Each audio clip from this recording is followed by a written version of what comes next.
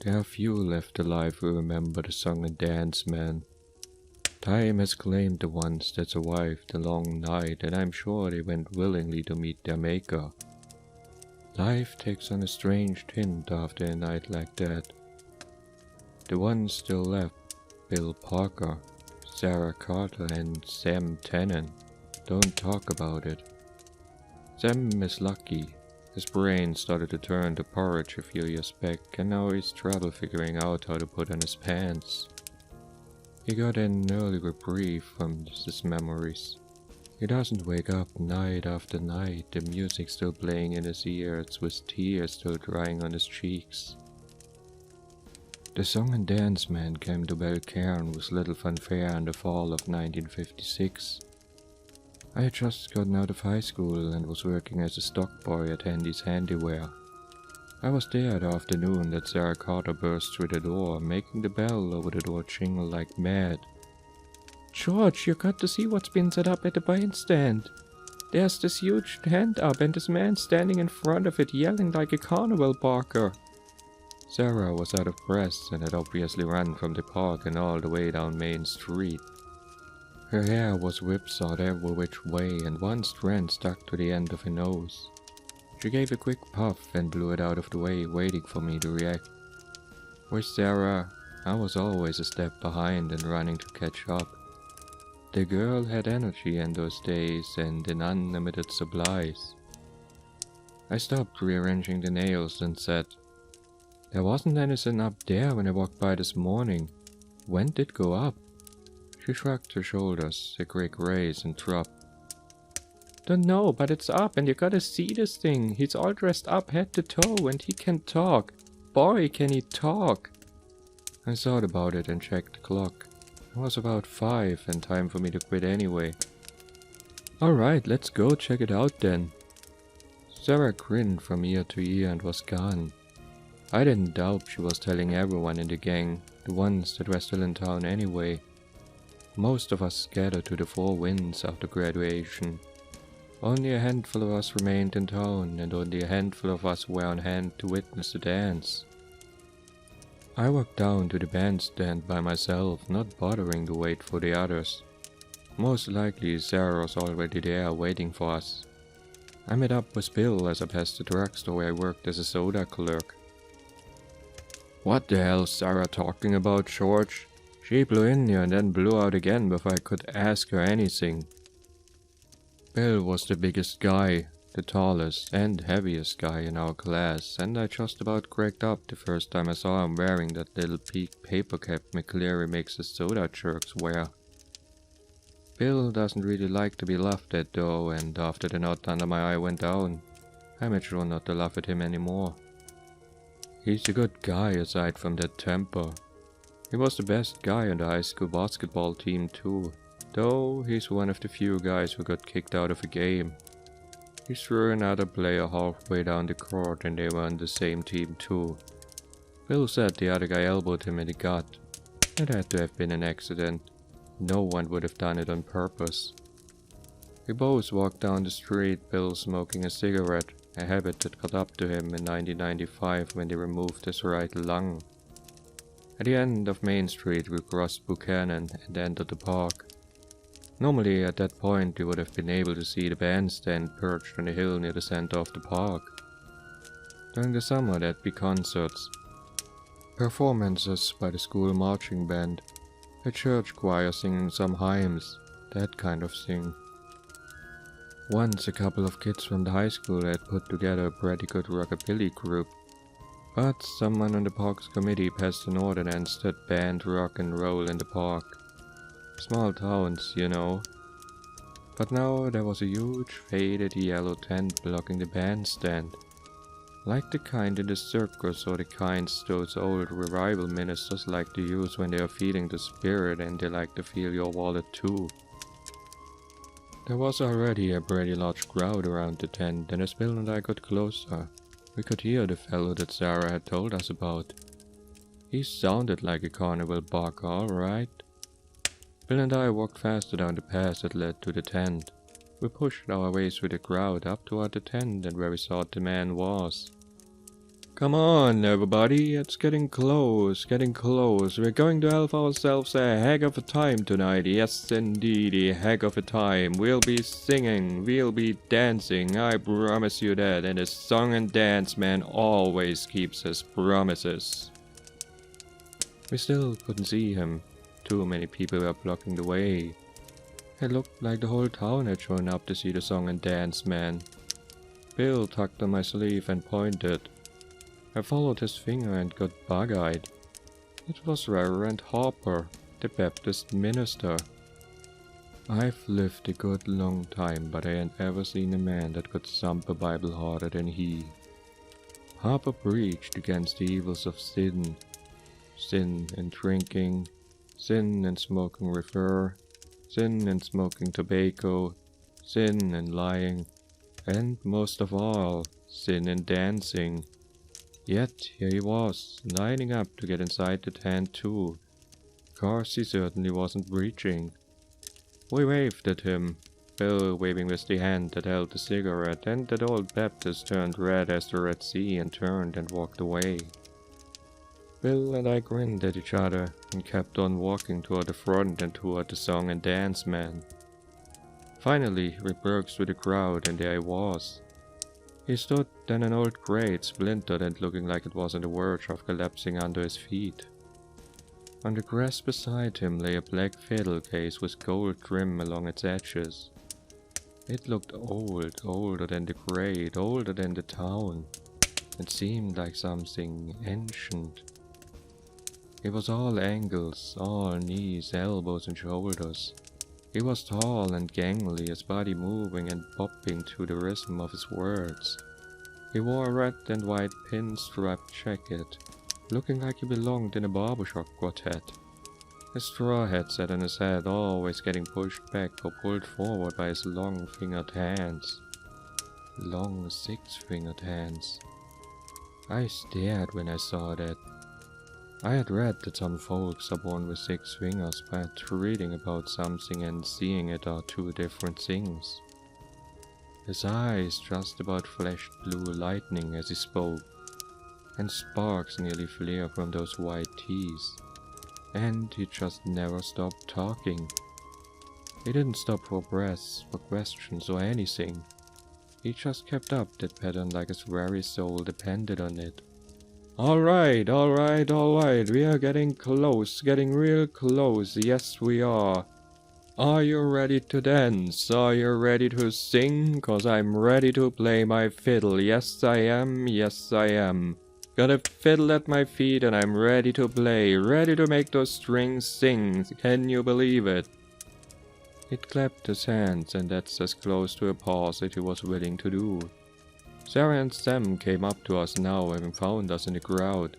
Sarah elbowed me in the ribs and said, "What'd I tell you? Looks like you should be in a carnival trying to get us to see the bearded lady or something."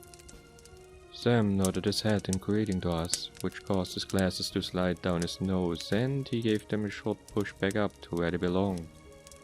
He was as tall as Bill, but nowhere near as built.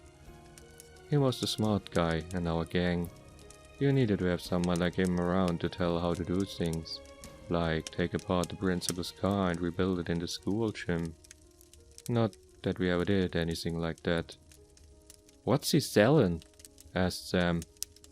"A dance, I figure," I said. "What's it cost?" The song and dance man must have heard him, cause he said, "What does it cost, I hear you ask? Why, it doesn't cost $1, and it doesn't cost a quarter, and it doesn't cost a dime. Folks, this will cost you nothing. You just get on in and dance to the song all night long." We all looked at each other. It was a good deal. A little free music and space to dance. There wasn't much to do in town back in those days, and there still isn't. This was almost too good to be true. The song and dance man stopped now, a minor miracle in and of itself. He dug deep in his pocket, pulled out a gold watch, checked the time, and then grinned a grin that must have shown every one of his teeth. He pocketed the watch and said, Folks, it's time for the dance, so come on in everyone, because it's time for the dance to begin. And with that, he hopped down from his crate, grabbed it up with the fiddle, and darted through the tent flaps. Sarah, Bill, Sam, and I nearly got mowed over in the rush to get inside, but we were still the first ones in. We stopped short when we pushed aside those big old tent flaps, but were quickly driven inside. It was huge inside. There was a hardwood floor beneath our feet that looked like it must be oak. A dark, dark oak, polished to a mirror shine. There were candles and holders all along the tent pole posts, and when I looked up, I couldn't see the ceiling for all the darkness. It was like looking up at a starless night sky where the moon didn't dare show her face. The crowd kept driving us, and more people poured in. It wasn't just the young people either. There was Miss Granshaw, our junior year English teacher who was in her 50s. There was Mr. Hoskins, the principal. There was the good old Reverend Hopper, still looking embarrassed, but also like he couldn't help himself. It really was the whole damn town. Hell, even the mayor was there with his wife, standing and talking with the chief of police. Soon everyone was inside, and a murmur from all the talking was nearly the evening. It was already getting warm in there, and I was feeling cramped and claustrophobic. We were all looking for the song and dance man to see where he had gone. No one looked up, so no one saw him until the first pull of his fiddle bow. He was there in the center tent pole, sitting on a small wooden platform about 20 feet off the floor. God knows how he got there, because there certainly wasn't any ladder going up. He dangled his feet over the edge and held his fiddle in one hand and the bow in the other. The fiddle and bow seemed to be made of that same dark wood that the floor was, and gleamed in the candlelight like a thing alive. I almost doubted that the fiddle even needed a song and dance man to make its strings hum. We all looked up at him, and he grinned and jumped to his feet while the crowd gasped, worried he might plummet into their midst. And then he began to play. He made those strings sing. I haven't heard anyone play like that before since, and I thank God for that every day.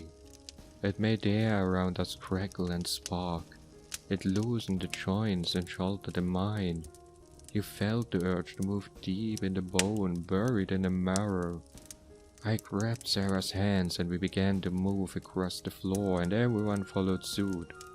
Some with partners and some without.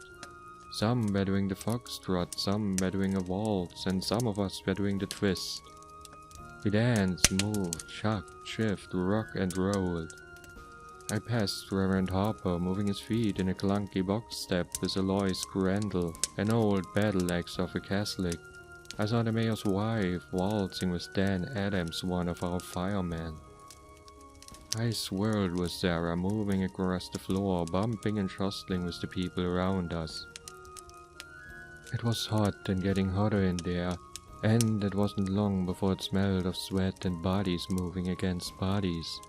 I felt dizzy, but we kept dancing together, kept dancing and not stopping. It was a while before I realized that the song and dance man was singing too, but in a language I didn't understand. He lorded over us, standing on that platform, making his fiddle sing and sing. His bow rose and fell, slid back and forth, side to side. He played like he talked. There were no breaks or pauses, just the manic deluge of tunes while his tongue curled around words that had no business being said in this world. I gave my head a shake as I spun with Sarah, and I realized my legs were tired. My feet ached and my lower back was beginning to throb. I checked my watch and realized we had been dancing for a solid hour. I shook my head again, trying to shake off the dozy feeling that was clouding my thinking. "Sarah!" I cleared my throat. I had only spoken in a whisper. My tongue felt sick and funny. I tried again. "Sarah!" Louder this time, but she still didn't respond, and we kept dancing. I shook her, but she didn't respond. I kept shaking her until I realized I was doing it in time with the music. So I just tried to stop and I couldn't. I couldn't stop. Underneath the fog, I began to feel frightened. I began to see the faces of the other people now. I saw their terror. Reverend Harper's face had grown redder than it had been before. Sweat poured down his face, but still he kept moving, twirling Miss Crandall around and around, her head lolling from side to side. She had fainted, but her feet were still moving. We moved past Bill, who danced with Susie Watkins, and I saw her frightened eyes darting around the room. But Bill bobbed his head in time with the music, and his glassy eyes looked at nothing in particular. The song and dance man laughed from his perch and kept playing, tapping his feet. His eyes were glowing in that dark, humid place. They glowed, and light glanced off the bow with each sweep. I heard a scream and swiveled my head to watch a woman drop to the floor holding her leg. She had cramped up. I was envious. She got to stop. She got to rest. My own legs felt like that wood, and the ache in my back had deepened. Then her partner stepped on her ankle and I heard the crunch from across the room. He was still dancing, his eyes blank and empty as he moved. She screamed again and started to crawl away, but instead stood up. She started to dance, bringing her weight down on the broken ankle again and again and again. I turned away, but I couldn't block the sound of her sobbing. The music ran on. I checked my watch again, and it was 3 hours now. We didn't flag or falter. We kept up the same speed as the fiddle, that damning fiddle, rapping our feet against the floor. Never mind the blisters that burst. Never mind broken toes or broken ankles. Never mind that deep pain buried in the spine that refused to go away. Never mind old hearts and bad knees. We kept up that frantic pace as one mass, a bobbing, thumping, jumping creature with one mind. Reverend Harper died at one point. I watched it happen.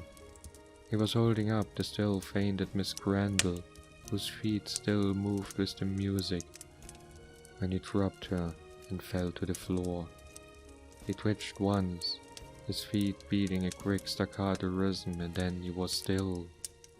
Miss Crandall got back up and kept on moving. I watched Harper as I danced, trying to see if he was breathing. He wasn't. I swear to you he wasn't, but he still got back up. He was dead, but he still got back up and began to dance again. He turned to look at me and grinned the song and dance man's grin. His eyes were red, filled with blood from whatever had broken in his brain. I watched as a single red tear rolled down his cheek. I shut my eyes and kept moving. Harper wasn't the last. He probably wasn't the first. The old and the sick were the first to drop. No matter what it was, exhaustion, heart attacks, hemorrhages somewhere deep inside. They died, and then they got back up and kept dancing, grinning their grins. I passed Lizzie and Sam. He had lost his glasses at some point. His eyes darted around, terribly aware. I looked at his leg and I saw a shot of some bone tearing through his denim jeans. There was a trail of blood behind him, and as he swirled, the spray landed on the legs of the people around him. He stepped on that broken leg, whirled on it, and jumped on it, all in time with that fiddle. The night passed. I remember stepping on something at one point, and I realized I had just crushed Miss Dempsey's right hand. She was laying on her back on the dance floor. She had been stabbed on time and again. I could even see a man's shoe print on her stomach. Her head had been caved in, and the chest beneath her dress had a sunken look, and still she was trying to get back up and keep moving. The smell of blood mixed with the sweat, and I couldn't breathe anymore. The air was thick, and from all around I could hear cries and screams. but nothing that drowned out the fiddle or the song and dance man singing. And then it stopped. I danced one more step and then stopped myself. I looked up at the platform. We all did, craning our necks upward. He was checking his pocket watch. "Alright folks, that's all for tonight. The dancing is done and the morning has come. You may leave if you can walk, and you should walk quick, cause the song and dance man's gonna be gone." We all stood there, like stunned cattle, then walked to the dance flops. No one ran, cause they couldn't. It was a miracle we could walk. Sarah stepped ahead of left, but I stayed behind. I turned and looked and saw at least 20 people still standing there. Harper was among them. They were all grinning, their eyes empty. They stood and made no sign of wanting to leave. "Go on now, friend. The song and dance man has what he wants, but he'd be glad to add you too if you tarry and dally too long." I looked up at him and saw him smile, and then I turned my back to him and left the tent. When I turned back again, it was gone, along with the people inside. That's the story of what happened. The others won't tell it or pretend it never happened. Never mind the 20 people that vanished that night, the mayor's wife included. They'd rather not think about it. Sarah and I took Sam to the hospital over in the next county, far from folks that knew what had happened. They had to remove his leg. Sam was quiet before and was quieter still after, pulling out jobs that a one-legged man could do. He doesn't move around much nowadays, just sits on his porch, a cane across his lap, and massages the stump with his hand. Says it bothers him on cold nights, and warm nights, and wet nights, and dry nights. Bill left and joined the army, and stayed in long enough to fight in Vietnam and won a bunch of medals. He came back and settled down to drink and drink hard. And if you want to find him, you can find him at Eddie Dixon's bar. No matter how drunk he gets though, he doesn't talk about that night. None of us saw much of Sarah after. She came through the best, but that's how she always was. She left and went to college, but, like Bill, got pulled back to Belle Carne. She teaches over at the high school now, teaching English to juniors. I stayed here plugging away at the hardware store. I ran it for a while, but now I don't do much of anything. I just sit around with them talking about things sometimes, though not often. If I stay too late, if I stay too long, I see his eyes go glassy behind those Coke bottle lenses, and he'll disappear into himself. And I catch him humming a faint phrase of a song, and the hairs on my neck will stand on end and goosebumps rise on my arms in great knots. My foot will start to tap out a small bead on the hardwood porch, and a big white grin will spread across Sam's face. The grin of the song and dance man.